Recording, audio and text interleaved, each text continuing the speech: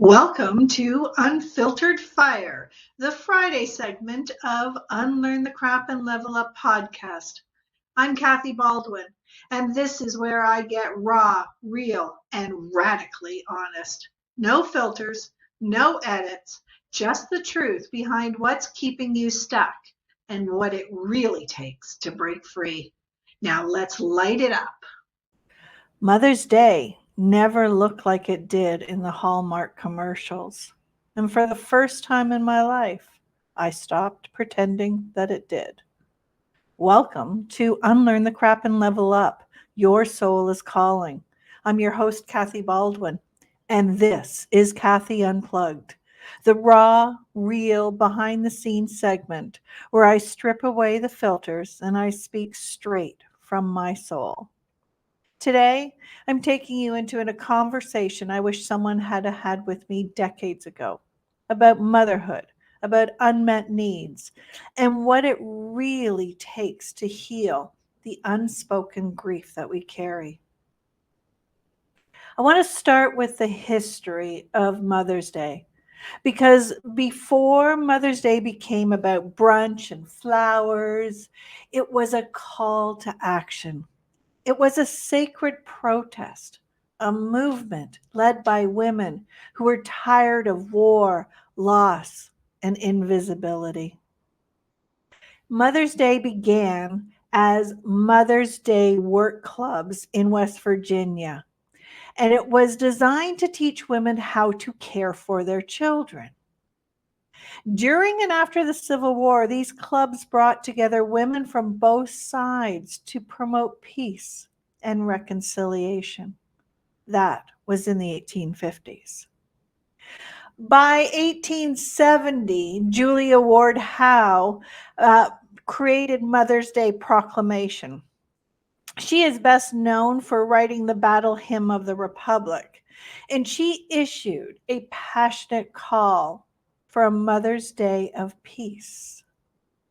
One of her quotes was, "Our sons shall not be taken from us, to unlearn all that we've been taught them of charity, mercy, and patience."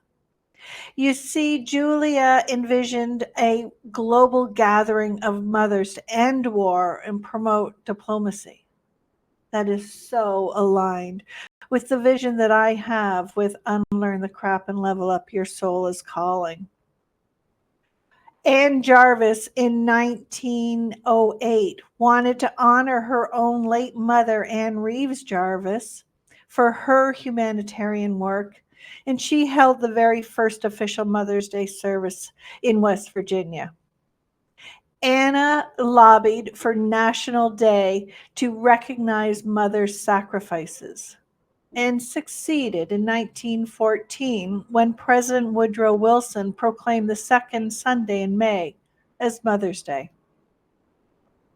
The irony of this is Anna Jarvis later went on to condemn the very commercialization that Mother's Day has become.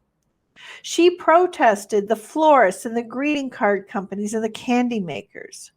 She tried to trademark Mother's Day and even sued over its use. She died alone and penniless, watching her sacred day become a corporate holiday that she no longer recognized. Mother's Day began as a movement, not as a marketing campaign. It was about mothers as peace builders and change makers. That spirit lives in us when we stop performing and start remembering our worth. Let me share a little history of mine about my Mother's Day. You see, growing up, my Mother's Day was always celebrated with my mother and her mother, my maternal grandmother. As I look back on this, I don't recall ever spending any time honoring my paternal grandmother, but it was always around my mother's side. We were always together on Mother's Day. Even when I became a mother, and she a grandmother. It was still a celebration of my ancestral mothers, my mother and her mother and mothers before. I always felt lost. I always felt unseen. I always wondered when would be my turn. That was a theme that carried most of my life, wondering when would I be honored? When would I matter? When would I be celebrated? When my mother retired and moved away to 2001, I had habits well established. I had a family that was in crisis. My marriage was struggling. I had well learned the role of overgiving, of people pleasing, of putting myself last. So I never took the time to create my own honoring of my own Mother's Day. I'm curious, what parts of you have you left out of your own story just to keep the peace, just to keep everything and everybody else moving? This year was different. This year, I put a line in the sand. I stopped wishing for what I hoped others would do for me.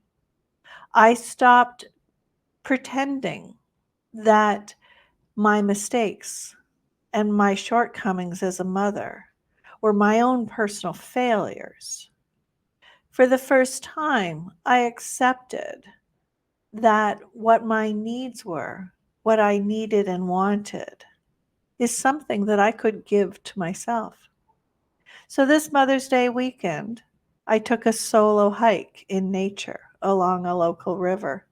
I walked in the forest and I saw the animals playing and the bugs coming alive and the butterflies starting to fly. And I walked in peace. It was also a moment that I started to honor my own body and its cry for movement as a way of helping me to release my own stress. I bought myself a beautiful bouquet of little miniature roses. I baked myself an Italian ricotta cake with almonds because I love Italian food and I absolutely love almonds. I sat with my feelings instead of bypassing them. I wrote a letter to my children that I chose not to share with them. Instead, I released them to make their own choices. My children are adults. I did not ask or demand or cry that they had their own lives and their own choices. I instead honored the fact that they were doing the very thing that for the very first time in my life I was doing for myself. I took my needs and I owned them and I honored them and I gave them to myself. I didn't reject anyone, but I did stop rejecting myself. Some of the other things that I pondered during this weekend was I listened to a Mel Robbins podcast about Mother's Day. And she was very raw and real in where she said the things that she regretted, the things she wished she could have done better, something that we all have. We all wish we could be the ideal, perfect parent for our children, the parent and the mother that we know our children deserve. But that does not mean that we failed when we didn't live up to our own expectations or the needs and wants of other people. Because it is absolutely impossible to meet everybody's needs exactly how and when they need it. That is an inside job. That is not something anybody can ever do for anybody else. Mel Robbins, in her podcast, She talked about being realistic in our expectations. We don't always operate at 100% capacity.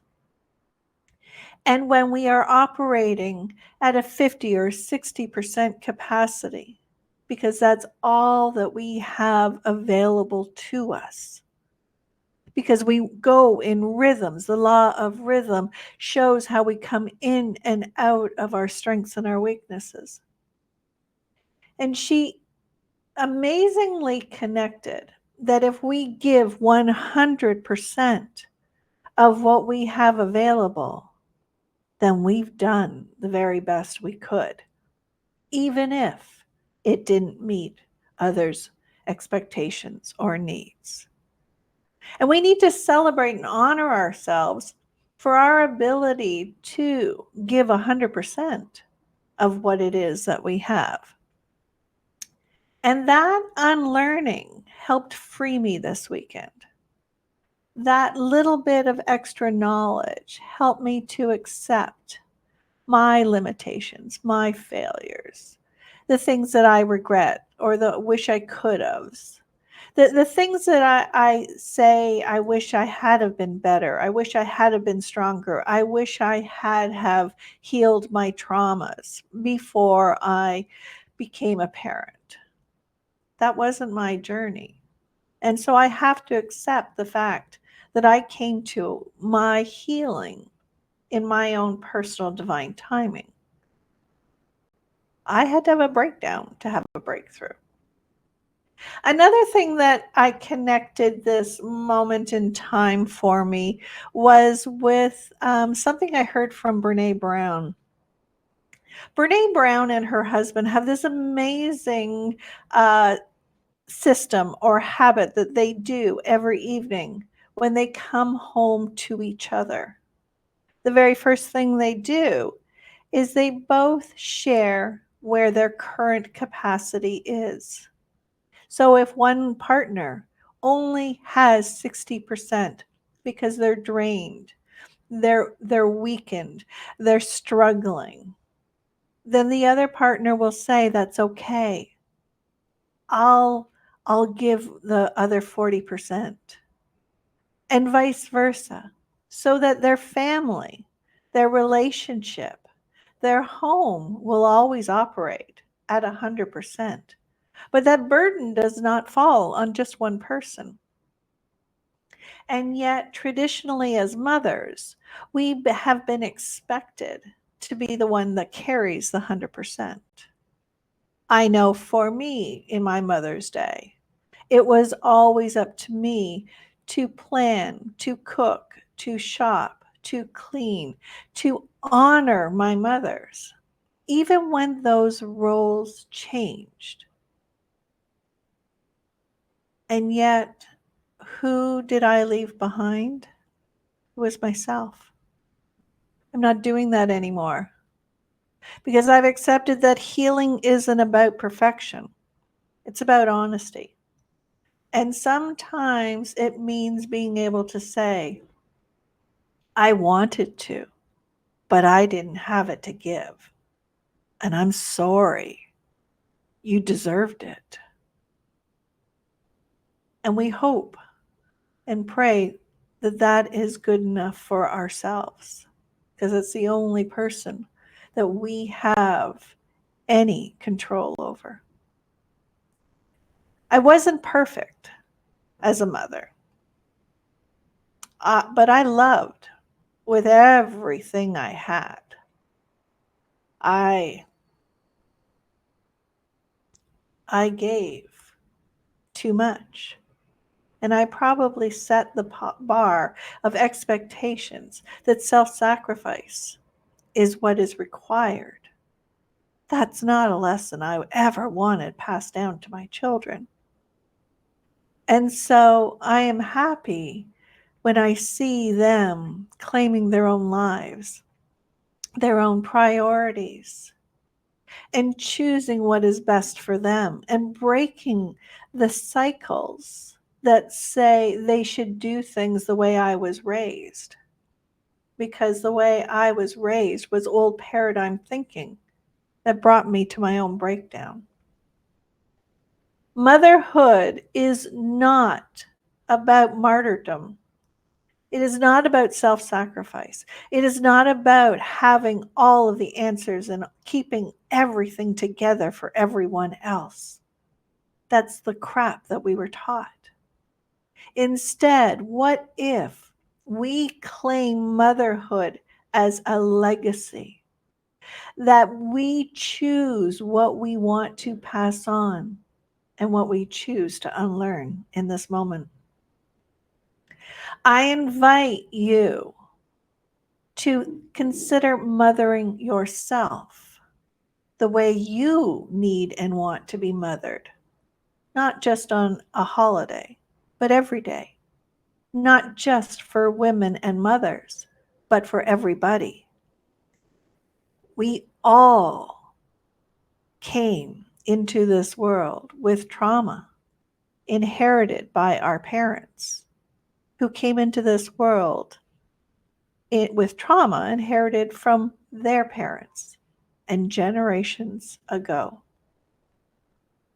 My question to you is, what would change if you gave yourself the grace that you extend to everyone else? That was the question I asked myself. That was the choice that I made this weekend. When I chose to stop feeling sorry and sad that things weren't as how I had given them before. Those were the expectations that were imposed on me. They didn't serve me.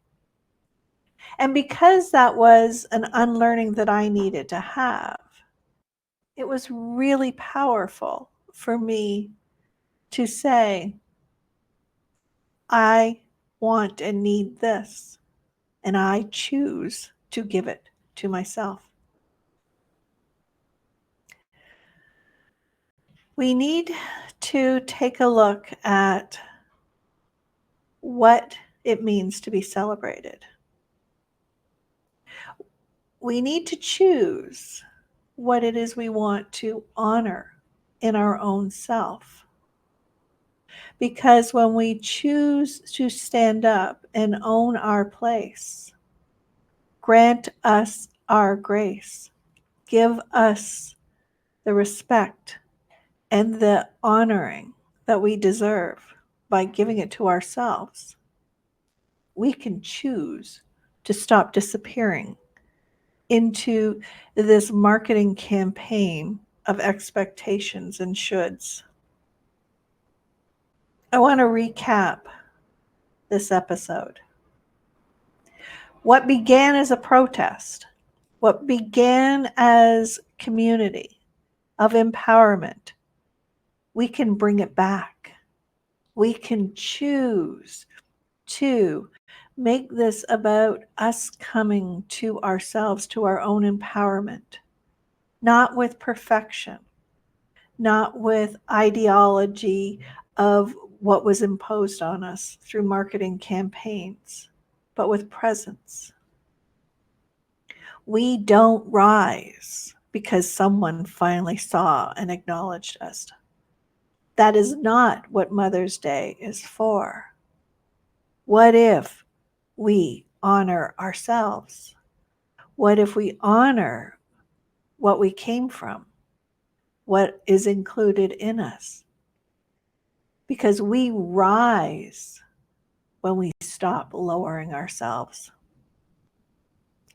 And the most radical thing that we can do for ourselves is to stop waiting for what we need. I heard recently someone say about the expectation of always feeling like we don't measure up. And the question was posed that I want to share with you here as a way of ending this Kathy's Unplugged podcast is, what if your feeling of never measuring up was because you are leveling up and the bar keeps raising? What if instead of comparing yourself to your new higher bar that you've set, you actually take a look back at how far you've come, at what you've accomplished. Celebrate all of the milestones. Honor the challenges. And learn from where you did not live in alignment with your best and most empowered self. Today, whether you're a mother or whether you are a child of a mother, I want you to breathe through the ache of feeling unseen. I see you, and I hope that you'll see yourself too. This has been an intimate moment of Kathy Unplugged, an episode of Unlearn the Crap and Level Up. Your soul is calling. I hope you enjoyed this intimate conversation, and I look forward to seeing you on the next one. Thank you for joining me on this episode of The Unlearning Curve. I hope you enjoyed it. If something landed for you today, make sure to follow, like, comment, and share, and check out all the other full interviews and other episodes of Unlearn the Crap and Level Up podcast, where you'll find deeper conversations, expert guests, and real stories from people just like you who are unlearning their crap and choosing clarity. Visit me at kathybaldwin.me and get all my free resources. Check out my coaching programs as well as my books. Until next time, keep showing up, keep unlearning, and keep leveling up because your soul is calling.